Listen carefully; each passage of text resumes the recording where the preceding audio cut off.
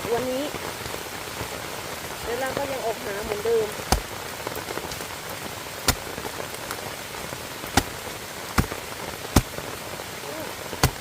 เป็นหลุมเลยแบบนี้นะ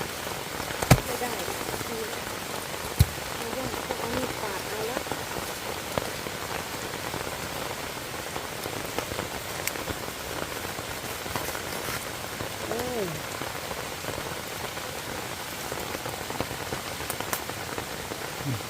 ร่วงกินเลย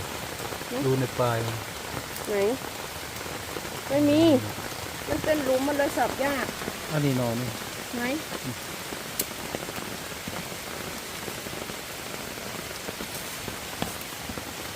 นี่บอกโอ้เราเห็นผลไม้นะ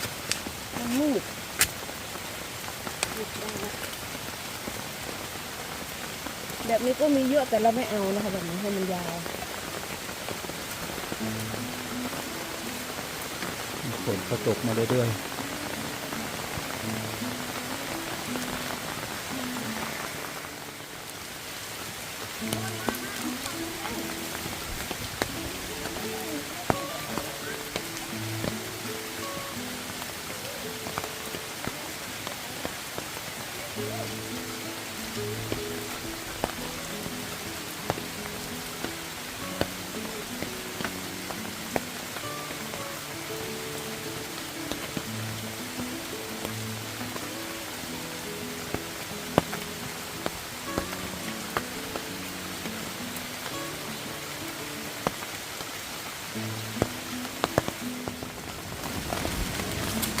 เอาไว้ออกไหมไว้ไว้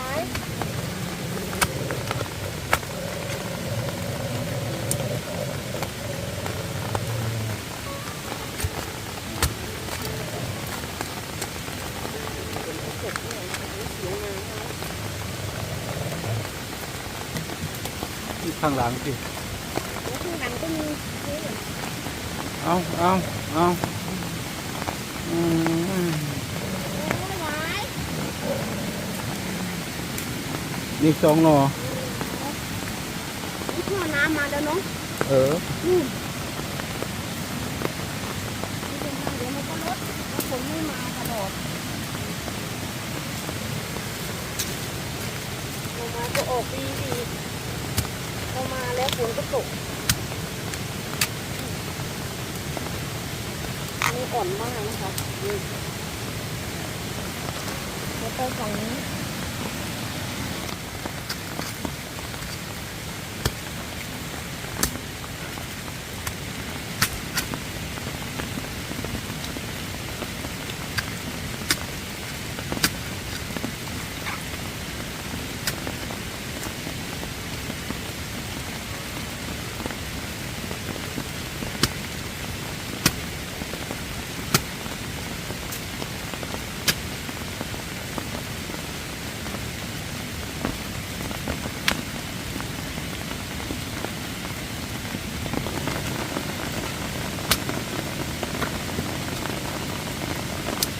ใหญ่มาก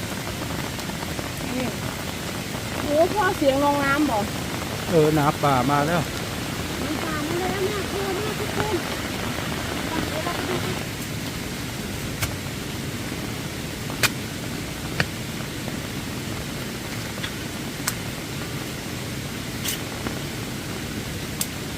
นี่นอน แล้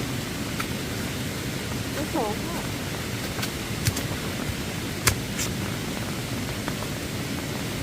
ตะกร้าเตรียมแล้วนะพี่ตะกร้าเราใส่ประกอบ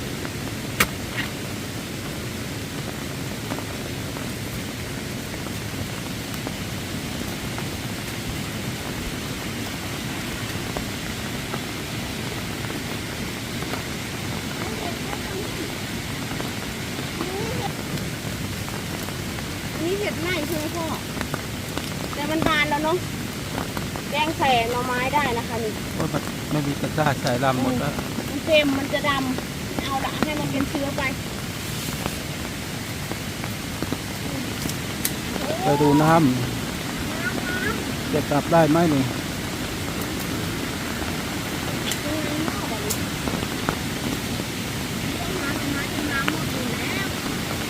ข้ามไม่ได้เลยนี่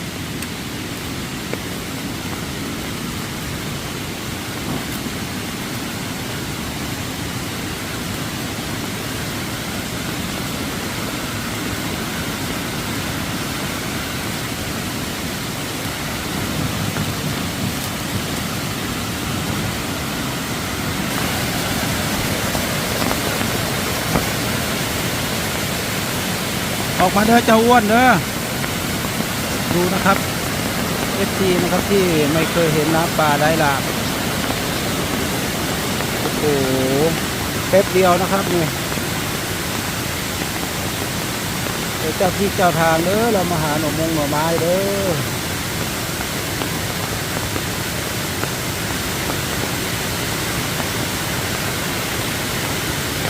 โอ้โหน้ำป่าไหลหลากนี่นั่นน่ะหนูหวายอย่าลงไปใกล้นะนี่หนูหวายน่ะ เราจะข้ามไปยังไงเนี่ย ทำไมอ้วนนะถ้าขอไปอ้วนหน่อยอ้วนจะเพิ่งข้ามนะ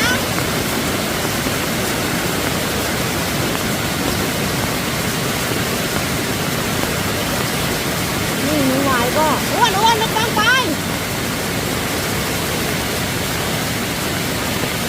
โอ้โหนี่เนาะเขาเรียกว่าน้ำป่าไหลหลาก คนตกที่เดียวได้นี่ตอนนี้ก็ตกปล่อยๆอยู่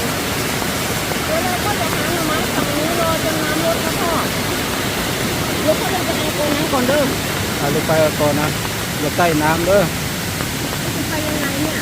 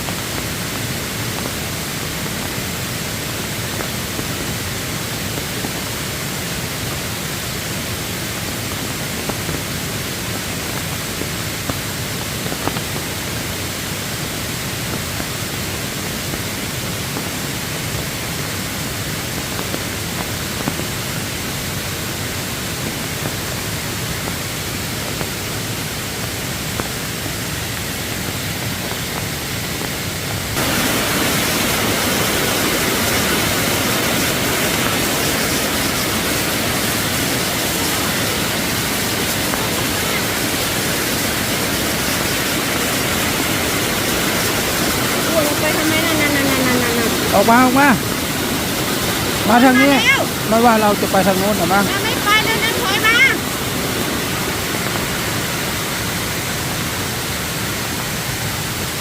เอาไปหาหน่อไม้ต่อ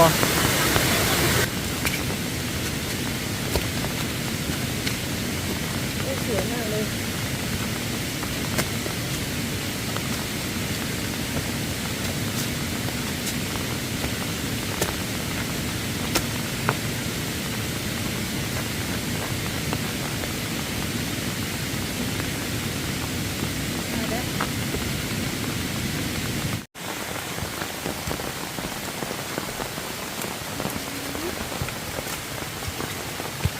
นี่เป็นไหนที่สวย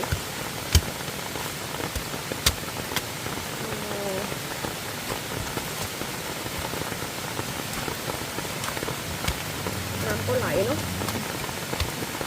มันไม่ถูกกันจริงๆเนาะสองหนุ่มเนี่ย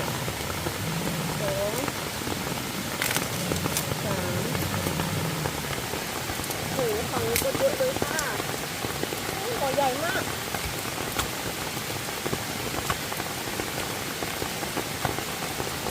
นี่อันนี้ที่งามเลยขยับไปลูกขยับไป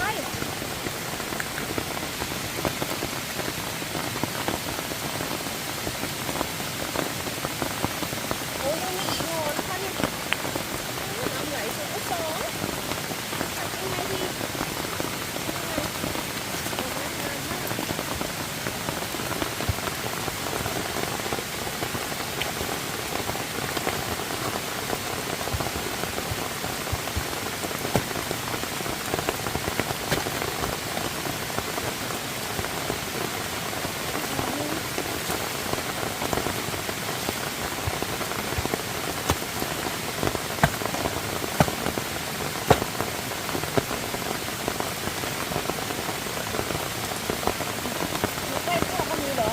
นี่นี่นะ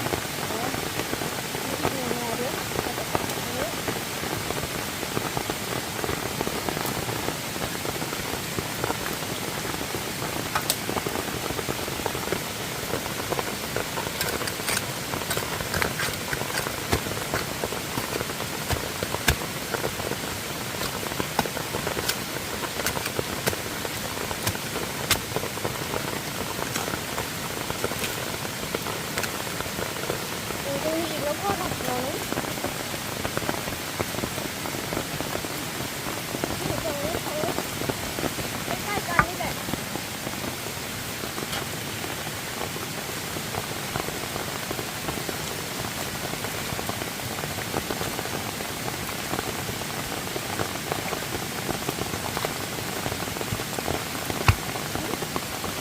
เหมือนที่ฝันหรือเปล่า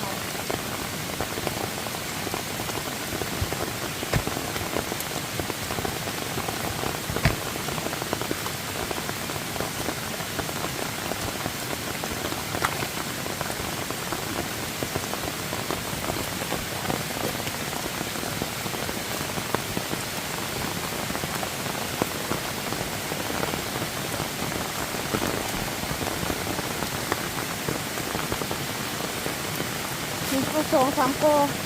จะเตรียมตะกร้าอีกแล้ว